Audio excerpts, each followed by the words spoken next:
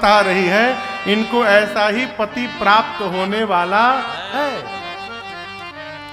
हिमांचल मैना रोने लगे, इधर पार्वती जी रोने लगी, लेकिन पार्वती जी प्रसन्नता में रो रही हैं। जैसे लक्षण सुनाई पड़ा सोचने लगी सारे लक्षण बाबा में विद्यमान है, लगता है राम जी से जो वरदान मांगा था प्राप्त हो गया, मैं बाबा के ही चरणों की दासी बनूंगी। मां गदगद हो गई। हिमांचल जी थोड़ा रोने के बाद नारद जी को अलग ले गए एकांत में। जाके नारद जी से बोले, नारद जी कोई उपाय है का? बोले कैसा उपाय?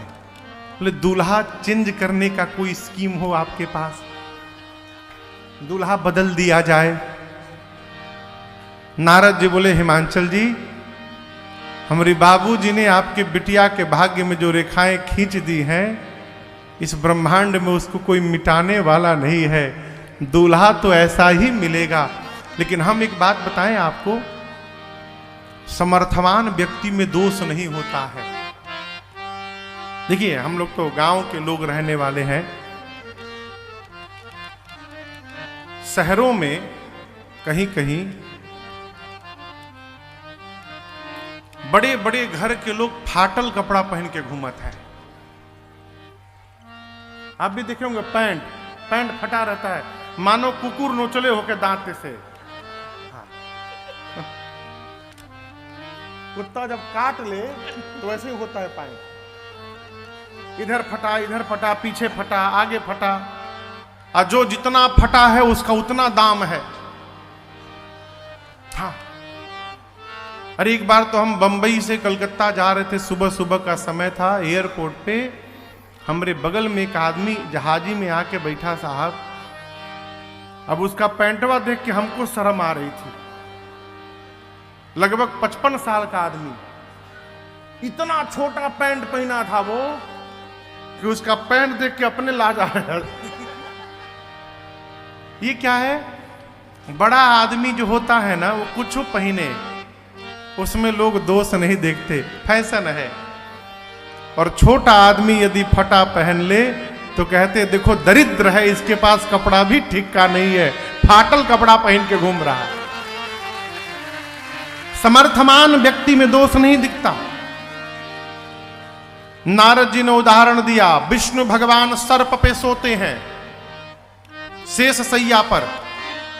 सर्प यदि हाथ से स्पर्श हो जाए तो जीव को शुद्धि करानी पड़ती है, लेकिन विष्णु भगवान उसी पर सोते हैं, उनमें कोई दोष नहीं लगता, समर्थवान है।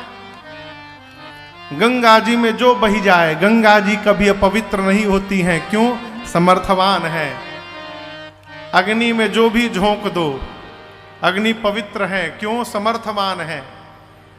सूर्य की किरणें जिस पर भी जहां तहां पड़ती रहती हैं, लेकिन उनमें दोष नहीं पड़ता, समर्थवान है। उसी प्रकार आपके पति में कोई दोष नहीं है, वो समर्थवान है। हिमांचल जी बोले ये चारों तो समर्थवान है, पता है हमें, लेकिन इन चारों का मेरी बेटी के पति से क्या लेना देना? नारद जी बोले, महाराज यदि ये चारों समर्थवान हैं तो जो इन चारों को अपने में धारण करके बैठा है वो समर्थवान नहीं है, वो महासमर्थवान है। भगवान शंकर में ये चारों विद्यमान है। हृदय में विष्णु भगवान है, सिर पर गंगा जी हैं, एक अग्नि है, एक सूर्य है, नेत्र अग्नि भी है, सूर्य भी है, गंगा भी है, विष्णु भी है। भगवान शंकर में कोई दोष नहीं होता। हिमांचल जी की बोले कि हमारी बिटिया का विवाह नारद जी शंकर जी से कैसे होगा? नारद जी बोले, जो तप करे कुमारी तुम्हारे, भावे उमेटे सकहि त्रिपुरारी। सुनत बचन विस्मित महतारे, सपन सुनायऊ गिरि हकारे। मातु पितहि बहुविधि समुझाए, चली उमा तपहित हर्षाए, मातु पितहि बहुविधि समझाए, चली उमा तपहित हर्षाए। नारद जी ने कहा, महाराज आपकी बेटी पार्वती जी यदि तपस्या करेंगी तो शंकर जी उनको अवश्य प्राप्त होंगे। और यहां आप याद रखिएगा, जीवन में की हुई तपस्या कभी विफल नहीं होती। तपस्या जीवन में धारिता का निर्माण करती है, धारिता से पात्रता का निर्माण होता है और पात्रता ही अधिकार प्राप्त कराती है। याद रखिए, जिसके भीतर पात्रता नहीं है उसको अधिकार प्राप्त हो जाए तो वो अधिकार ही उसको समाप्त कर देगा। और ये तपश्चर्या ही पात्रता का निर्माण करती। इसलिए संतान को कहिए तपने के लिए, आराम से जो प्राप्त होता है आराम से ही चला जाता है, तपने के जो बाद प्राप्त होता है वही अंतिम समय तक पास में टिका रहता है। ऐसे पास में कुछ बचने वाला नहीं है। तप आधार सब सृष्टि भवानी। नारद जी ने कहा, आपकी बेटी तपस्या करेंगी तो भगवान शंकर अवश्य प्राप्त होंगे। मैया अगले दिन माता पिता को प्रणाम करके तपस्या करने चली गई। छोटा सा शरीर, अति सुकुमार नतन तप जोगु, पति पद सुमिरित जो सब हो। आप दर्शन करिए, मां ने कैसे तपस्या की। संबत सहस मूल फल खाए। 1000 वर्ष तक पार्वती जी फल मूल खा के बिताई। उसके बाद फल मूल का त्याग किया। साग खाई 100 बरस ढाई। साग पत्ते खाकर 100 साल बिताई। उसके बाद उसका भी त्याग कर दिया। कछु दिन भोजन बारी बतासा, कुछ दिन हवा पानी पी के रही। उसके बाद उसका भी त्याग किया। कठिन कछु दिन उपवास। इसके बाद पार्वती जी को पता चला कि भगवान शंकर को बिल्व पत्र बड़ा प्रिय है, तो जो बिल्व पत्र नीचे गिरते थे उनको उठा के खाना प्रारंभ की। 3000 वर्ष बिल्व पत्र खा के बिताया माने। उसके बाद उसका भी त्याग कर दिया। इतनी कठोर तपस्या मां ने की। आकाशवाणी बोल पड़ी, असताप काहू न कीन भवानी, असताप काहू न कीन भवानी, भये अनेक धीर मुनि ज्ञानी, भये अनेक धीर मुनि ज्ञानी। हाँ, भये अनेक धीर मुनि ज्ञानी। नाम मां ने तपस्या की। आकाशवाणी ने कहा, हे भवानी जी, आपकी मनोकामना पूर्ण भई। पिताजी बुलाने आए तो घर जाइएगा। सप्तऋषि प्राप्त हो तो हमारे वचनों को समझ सत्य समझिएगा। इधर भगवान शंकर मां सती के जाने के बाद वैराग्य में आ गए। कैलाश से निकल पड़े, घूमने लगे। एक दिन राम जी ने दर्शन देकर पार्वती जी के जन्म की पूरी कथा सुनाकर कहा, बाबा यदि मैं आपसे कुछ मांगूंगा तो आप मुझे देंगे? शंकर जी ने कहा, जो आज्ञा करिए प्रभु। तो राम जी ने कहा, मैं यही मांगता हूं, जाई विवाह शैलजहि, यह मोहि मांगे। मैं यही मांगता हूं कि आप जाकर पार्वती जी से विवाह करिए। शंकर जी ने कहा, प्रभु आप जो कह रहे हैं उचित तो नहीं है, लेकिन नाथ आपने कह दिया है, इसलिए आज्ञा सिर पर नाथ तुम्हारी। आपकी आज्ञा मेरे सिर पर सिरोधार्य है। राम जी बोले सिर पे धारण न करिए, हृदय में धारण करिए। क्यों? सिर पर गंगा जी बही रही हैं, कहीं सिर पे रखिए अब मेरी आज्ञा गंगा जी के साथे बही जाए, इसलिए हृदय में धारण करिए। बाबा को बोलकर राम जी अंतर ध्यान भय। शंकर जी ने सप्तऋषियों को भेजकर पार्वती जी के प्रेम की परीक्षा ली है। सप्तऋषि आकर मां की निष्ठा जब बाबा से बताएं, बाबा इतने आनंद में आए कि फिर समाधि में चले गए। पिछली बार समाधि में गए थे तो कितने दिन बाद लौटे थे? जोर से कहिए, 87,000 वर्ष फिर समाधि में गए। अब 87,000 वर्ष बाद लौटेंगे कि 1,00,000 वर्ष बाद लौटेंगे, किसी को पता नहीं है। बाबा गए समाधि में और इसी बीच एक दैत्य ने जन्म लिया जिसका नाम था ताड़कासुर। जन्म लेने के बाद ताड़कासुर ने तपस्या की, ब्रह्मा जी को प्रसन्न किया। ब्रह्मा जी गए वरदान देने, पहले मांगा मैं मरूं नहीं। ब्रह्मा जी बोले मरना तो पड़ेगा बाबू, कुछ और ही मांग लो। ये जितने राक्षस हुए ना, इन राक्षसों का एक सूत्रीय कार्यक्रम, जन्म लो, तपस्या करो, ब्रह्मा जी आवे, वरदान मांगो, हम मरे नहीं, सब मरे। ब्रह्मा जी बोले कुछ और मांग लो, तो दिमाग लगाने लगा क्या मांगो कि मरना न पड़ेगा। सोचा शंकर जी समाधि में है, कब निकलेंगे किसी को पता नहीं, निकल भी आएंगे तो उनकी पत्नी तो है ही नहीं, पहली पत्नी से कोई बेटा भी नहीं है, न पत्नी है न बेटा है।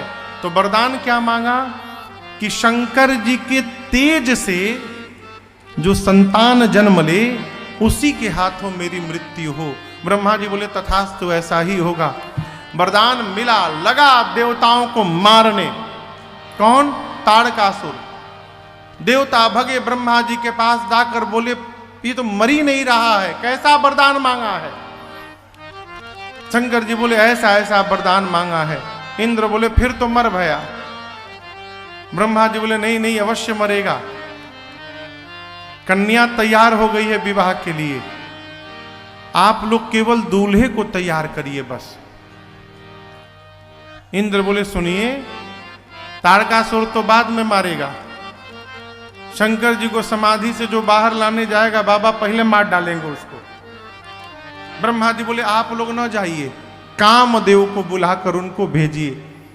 कामदेव का आवाहन हुआ है, कामदेव आए। देव कार्य में प्राण की भी यदि आहुति हो जाए तो संत सतत प्रशंसा करते हैं, ऐसा मन में विचार करके कामदेव चले हैं। कामदेव का प्रभाव ऐसा पूरे संसार में फैला कि पूरा विश्व काम के वशीभूत हो गया। 2 दंड यानी 48 मिनट का समय लगा कामदेव को ब्रह्मलोक से कैलाश जाने में, और इस 48 मिनट में पूरी सृष्टि काममय हो गई। परंतु जब कामदेव कैलाश पहुंचे हैं तो देखे कि भगवान शंकर पर उनका कोई प्रभाव नहीं पड़ा।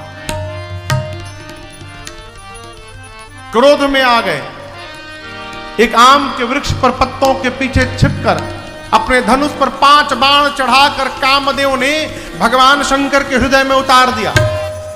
और जैसे बाण बाबा के हृदय में लगा, बाबा का नेत्र खुल गया।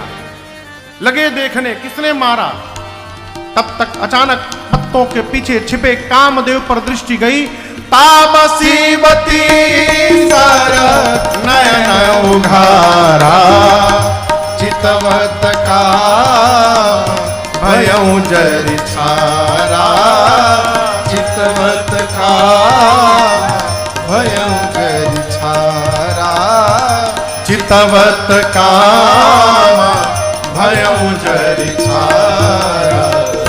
बाबा ने तीसरा नेत्र खोला, उसी समय वहीं पर कामदेव जल के भस्म हो गए। कामदेव भस्म हो गए हो, हाहाकार मच गया। देवता डर गए, असुर नाचने लगे। कामदेव की पत्नी रति रोते रोते भगवान शंकर के पास आई।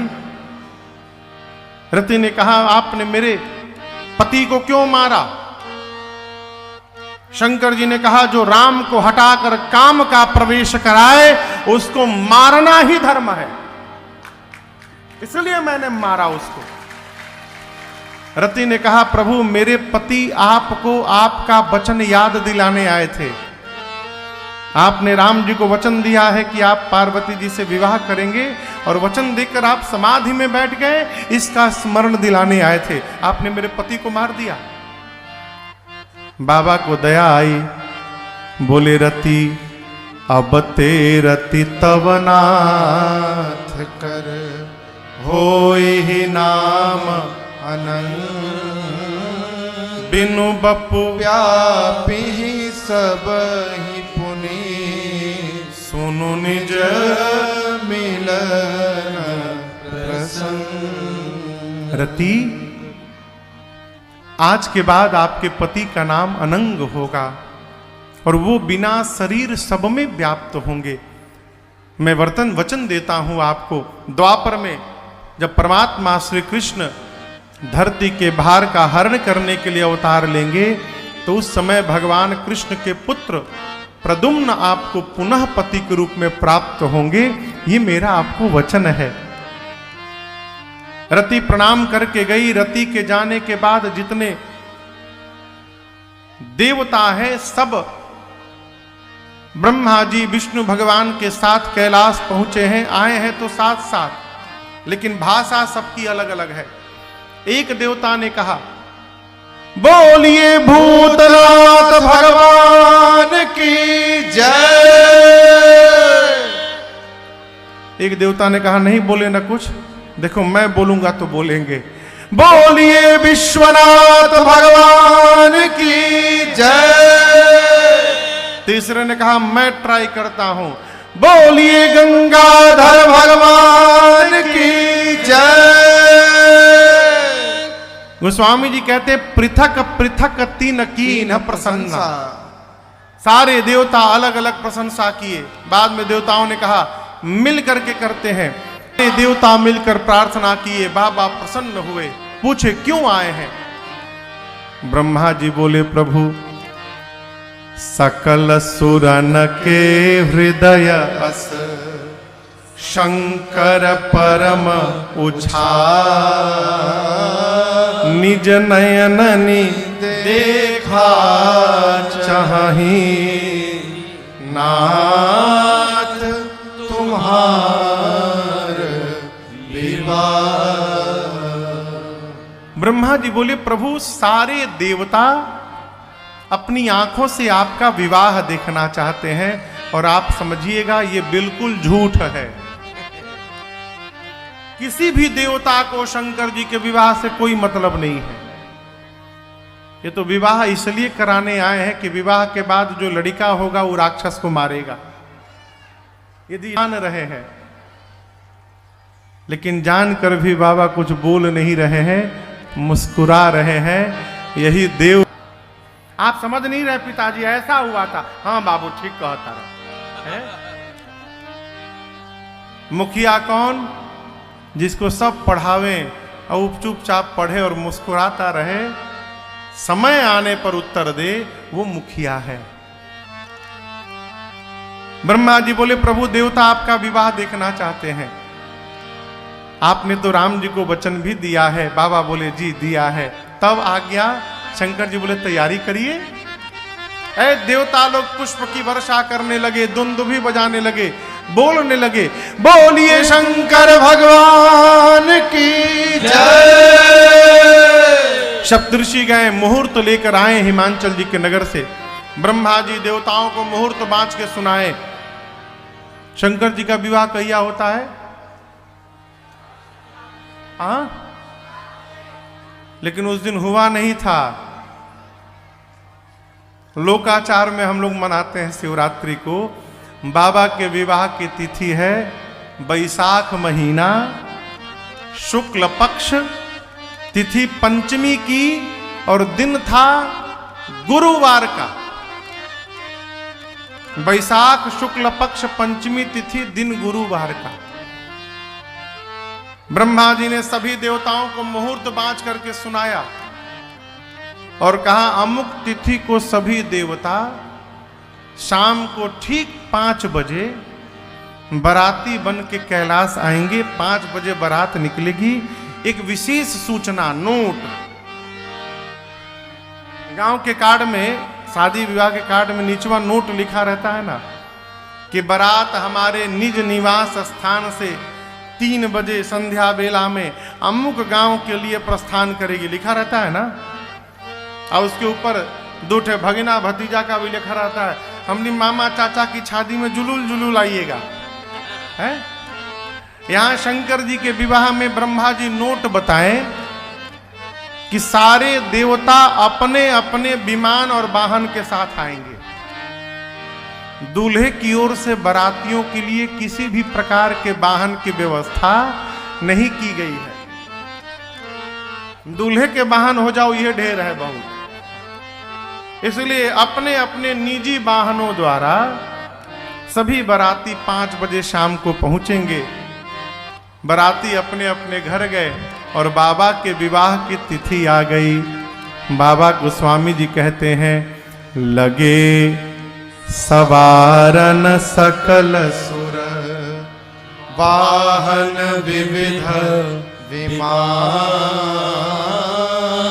होहि सगुन मंगल शुभद, करहि अपचरागा। सारे बाराती जो देवता हैं अपनी अपनी गाड़ी चमकाने में लगे हैं।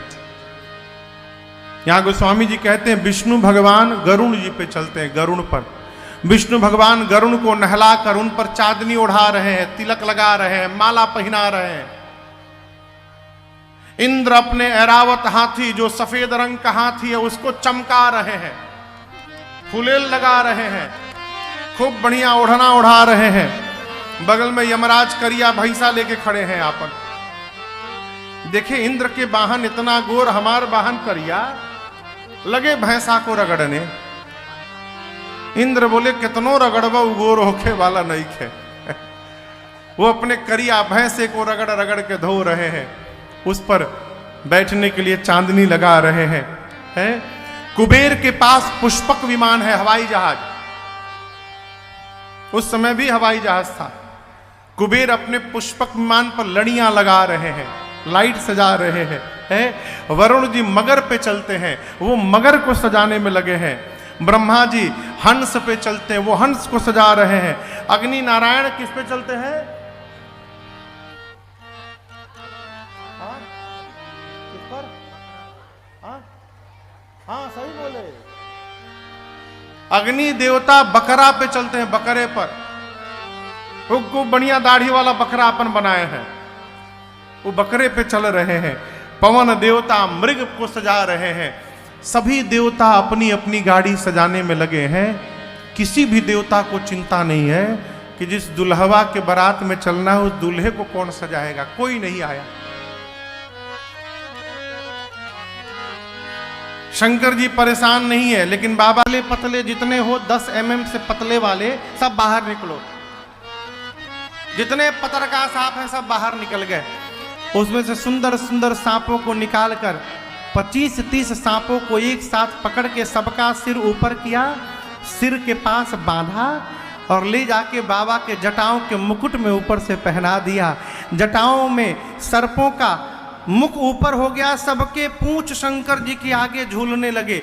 शंकर जी सांपों का पूंछ हटा के पूछे, ई कहा हो? गण बोले बाबा रहने दीजिए, वो आपका मयूर है।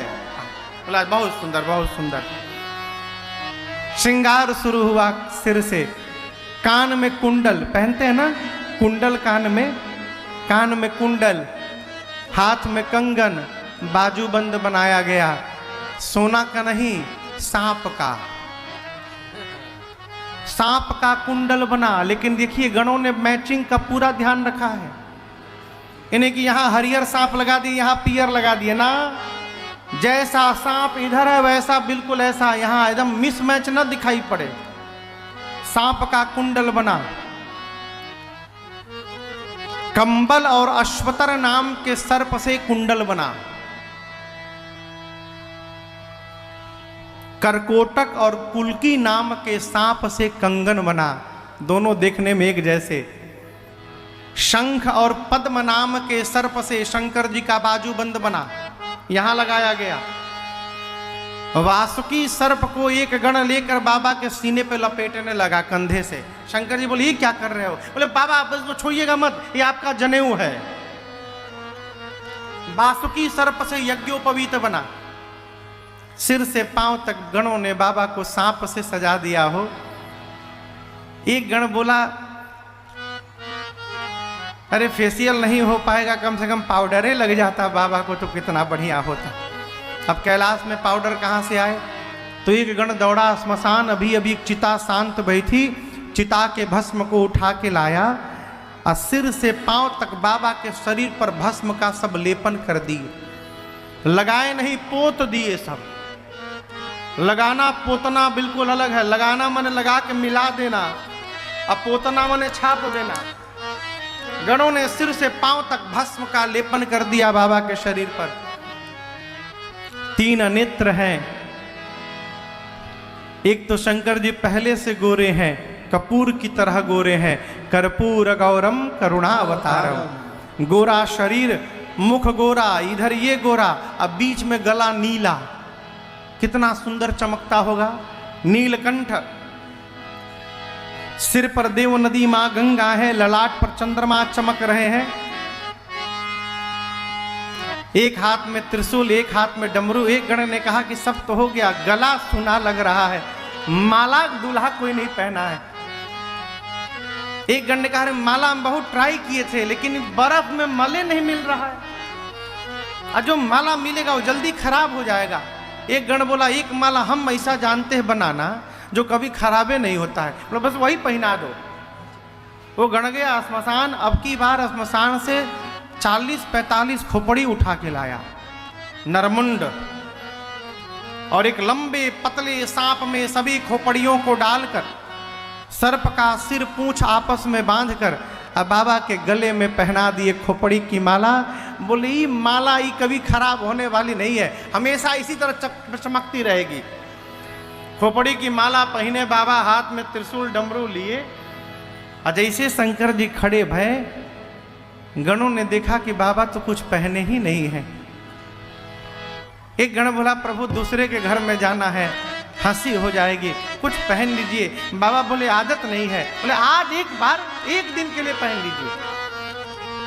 मृग चर्म उठाकर बाबा के कमर में गणों ने लपेटा और एक सांप को पकड़ के सांप से कहा देखो जब तक बाबा ब्याह करके लौट ना आवे तुम हिलना मत यहां से, तुम हिलोगे तो ये खुल के गिर जाएगा।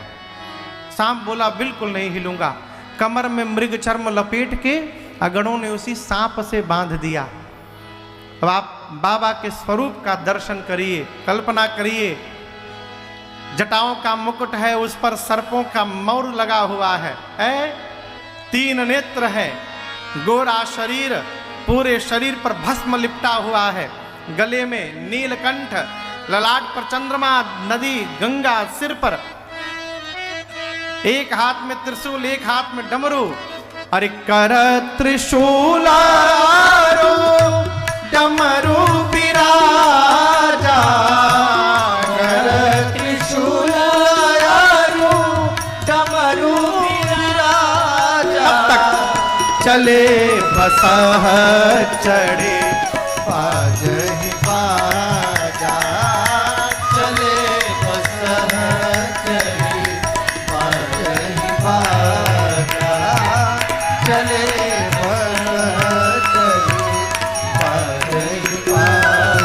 बोलो बम बम बम, बोलो बम बम बम, बोलो बम बम बम, बोलो बम बम बम, बोलो बम बम बम, बोलो बम बम बम, बोलो बम बम बम, बोलो बम बम बम। हर बम बम बम, हर बम बम बम, हर बम बम बम, हर बम बम बम, हर बम बम बम, हर बम बम बम, हर बम बम बम, हर बम बम बम।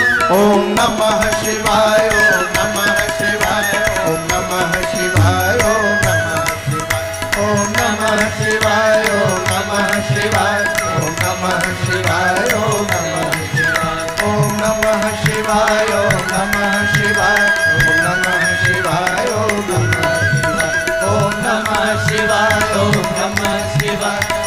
नमः शिवाय, ओम नमः शिवाय। बाबा श्रृंगार धारण करके खड़े भये, तब तक नंदी चले आए, बोले बाबा हमहू तैयार हो गए। बाबा नंदी पर चढ़ के बैठ गए, नंदी यानी बैल पर। आजकल के दूल्हा घोड़ी पर बैठत है, कार पे बैठत है, पालकी पर, बाबा नंदी पर बैठे। क्यों? नंदी को धर्म माना गया है।